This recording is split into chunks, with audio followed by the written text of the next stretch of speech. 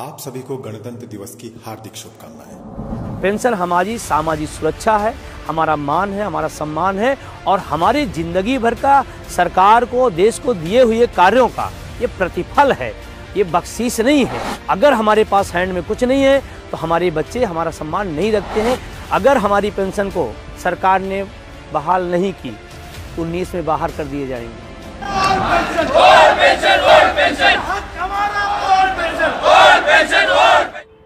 New pension system के खिलाफ देशव्यापी आंदोलन की इसी कड़ी में 28 जनवरी को देश भर के सरकारी कर्मचारी एनएमओपीएस के बैनर तले एक बार फिर से दिल्ली में जमा हो रहे हैं। आंदोलन से ठीक पहले एनएमओपीएस के राष्ट्रीय अध्यक्ष विजय कुमार बंधु ने द अनटोल्ड चैनल से बात करते हुए वो 13 चीजें बताई जिसकी वजह से न्यू पेंशन सिस्टम का विरोध किया जा रहा है और ये लोग क्यों ओल्ड पेंशन स्कीम को लागू करने पर अड़े हुए हैं।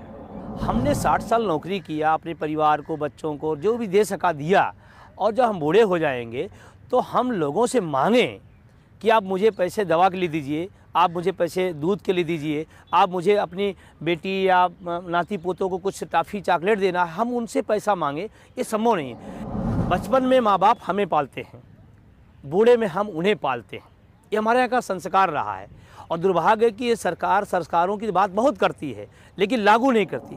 अगर हमें पेंशन मिलेगी तो हमारे बच्चे, मैं बहुत मतलब व्यवहारिक पक्ष कह रहा हूँ, हमारे बच्चे हमारी इज्जत और सम्मान हमारे घर में रखते हैं।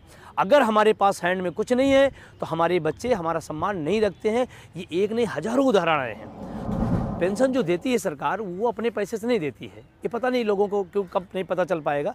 हमारा जब वेतन आयोग बनता है, हमारा एक वेतन आयोग तय करता वेतन कि ये इस लेवल का, इस कैटेगरी का यहाँ पर बैठेगा। जो भी वेतन जिस कैटेगरी का आता है उससे हमेशा कम करके वेतन दिया जाता है। ये बहुत पहले से बनी हुई परंपरा, आज की नहीं है कि किसी की तनख्वाह मान ली 40,000 होती है, वेतन आयोग के हिसाब से डीए और महंगाई भत्ते सबको देख करके उसके बाद अगर 40,000 किसी की तनख्वाह तो 2-3 हज़ार रुपये उसको कम दिया जाता है। इसलिए और इसको बोला जाता है पेंडिंग वेतन। हमारा ही पैसा रोकती है सरकार, इसलिए रोकती है कि अगर इसके खाते में चला जाएगा तो खर्चा कर देगा, बुढ़ापे में हमारा काम किया है, ये किसके सामने हाथ फैलाएगा। वो पेंडिंग वेतन सुप्रीम कोर्ट ने बोला है, हमारी पेंशन पेंडिंग वेतन, हमारे वेतन से अवशेष भाग काट के रखा था सरकार ने, उसको दे रही है। अगर ये नहीं नियम था तो जो नया कर्मचारी हो, पुराने कर्मचारी है, उसका वेतन तो सेम है। सेम मतलब नौकरी के बीच में अंतर आया होगा ठीक है, लेकिन आज ऐसा तो नहीं कि नया कर्मचारी को पुराने से ज़्यादा वेतन मिल रहा है तो वो 18.5% कहाँ गया।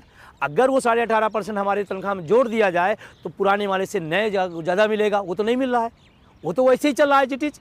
तो वो जो एज इट इज चल रहा है तो फिर पेंशन के नाम पर हमारे साथ धोखा क्यों किया जा रहा है। हम एक सवाल करते हैं प्रधानमंत्री से, इस व्यवस्था से आने वाले टाइम में रिटायर होगा ये बूढ़ा आदमी, ये जो बूढ़ा कर्मचारी आपका होगा वो सड़कों पे भिखारी बनेगा, क्या ये देश की समृद्धि होगी। क्या आप कितना अनाथालय खुलाएंगे, कितना वृद्धाश्रम खुलाएंगे आप, ये भी तो बड़ा सवाल है। जब आदमी रिटायर होगा, जब आदमी अपने घरों में नहीं सुरक्षित होगा, सम्मान नहीं मिलेगा तो सरकार की जिम्मेदारी बनती है, तो सरकार कितना वृद्धाश्रम खुलाएगी। अच्छा, मैं आपसे एक बहुत व्यवहारिक बात कर रहा हूँ।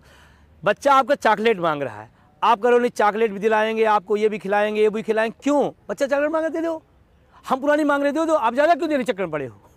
उससे सरकार की व्यवस्था भी खराब होगी, ज़्यादा क्यों दे रहे हो आप। हमें तो वही दे दो, कम है कोई बात नहीं, हमें पुरानी चाहिए। पंजाब की रिपोर्ट, जो हमारी नहीं मीडिया की रिपोर्ट निकल के आई है, एक विधायक को 2 लाख, 2.5 लाख, 3 लाख और यहाँ तक भूतपूर्व मुख्यमंत्री बादल साहब को 5.5 लाख रुपए पेंशन मिल रही है।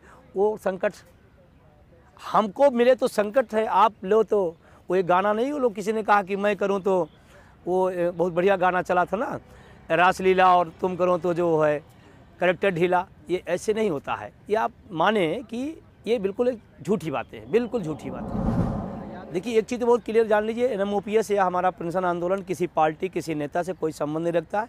हम न किसी के समर्थक हैं न विरोधी हैं, हम पुरानी पेंशन के समर्थक हैं, हम पुरानी पेंशन चाहते हैं। हाँ, अगर कोई सरकार में जो रहता है सवाल उसी से होता है, अगर वो सरकार में नहीं थे सवाल उनसे नहीं आया, लेकिन आज सवाल उनसे भी खड़ा हो रहा है। अगर हमारी पेंशन को सरकार ने बहाल नहीं की तो 19 में बाहर कर दिए जाएंगे, ये बात तय हो गई है। ये बात सरकार समझ ले। जैसे 26 नवंबर का कार्यक्रम था, पहली बार मेरी जानकारी में है कि होम मिनिस्ट्री की तरफ से 26 नवंबर को सार्वजनिक अवकाश लेने के लिए मनाही कर दी गई थी। ये बहुत ही अलोकतांत्रिक तरीका है। हम इसी देश के नागरिक हैं, हम आपके भाग हैं, हम अपनी बात आपसे कहने आ रहे हैं, आप हमारे गार्जियन हैं। सरकार क्या है? देश के लोगों के गार्जियन है। गार्जियन से अपनी बात नहीं कहते, किससे कहने जाएंगे हम? सरकार सुन तो रही है, समझ भी रही है, लेकिन वो डिसीजन क्यों नहीं ले रही है?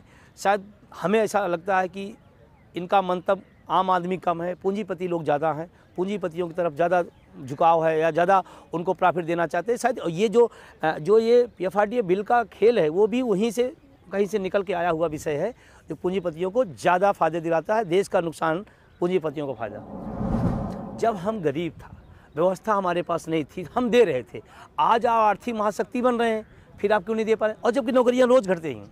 हर विभागों में जहां 100 लोग काम करते थे, आज वहां पर 70 लोग काम कर रहे हैं। हर विभागों में वैकेंसियां खाली पड़ी है। फिर आपकी सरकारी कर्मचारी संख्या घटती जा रही है। आप प्राइवेटाइजेशन तरफ बढ़ा रहे हैं, संविदा कर्मचारी आप ला रहे हैं, उसके बाद भी जो लोग बचे हुए उनको भी आप पेंशन देने में दिक्कत पैदा कर रहे हैं। इसका मतलब नियति में उनकी जो नीति है वो ठीक नहीं है सरकार की।